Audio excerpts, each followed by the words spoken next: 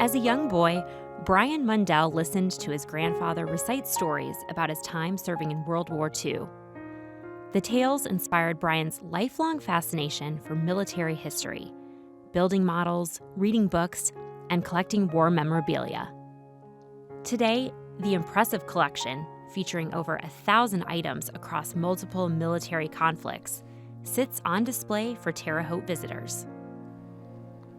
I went to Normandy for the 60th anniversary of the D-Day landings in 2004, and when I got back, I thought, I'm going to start collecting this stuff. And I started looking for, helmets and uniforms and all that, and that's kind of how the collecting started. And then that kind of parlayed into collecting World War I and Vietnam and anything I could get. At some point I went kind of full bore with it. I don't know, I guess I just thought it was really neat to have some of the things that had maybe been there and done that, and it just slowly became a passionate hobby of mine, was trying to track down these things. It's always fun to get something when it's hard to get. And every year there'd be more and more stuff in my basement, and some of my friends would be telling me, hey, why don't you start a museum? And at first I'm like, I'm not going to do that. I'm not going to start a museum. With the ever-growing collection and an ever-shrinking storage space, Brian realized it was time to give the items a more permanent home. As the owner of a cabinet company in downtown Terre Haute, Brian already possessed a building in a high-traffic area of town. Shifting his business to one side, Brian converted the remaining space, altering the storefront, building custom display cabinets, and spending numerous hours cataloging items and creating display cards, creating Terre Haute's first memorial museum honoring military service.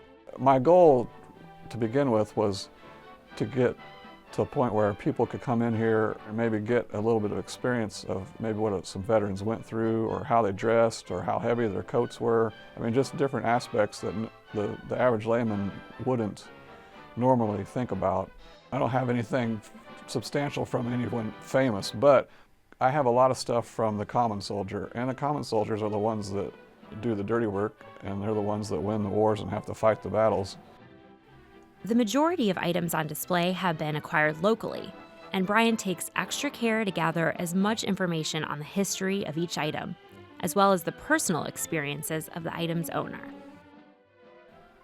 When you go through the museum, there's a little bit of everything in here, whether it's a pack of cigarettes from World War II, or the sea rations that the guys had to eat, or the trench coats, the guns. I mean, I wanted to try to encompass everything just to give you a little more appreciation of what the guys had to go through.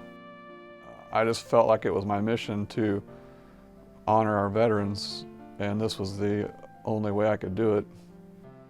I've noticed that there's been a handful of Iraqi, Afghanistan veterans that have come in here, and one even admitted that he came in here because it was healing to him, which I can't comprehend because I have not been in his shoes. But however it helps anyone, it's great with me. In fact, one of the boys around here who was killed, his dad had come in, and he came in 2 weekends in a row one time.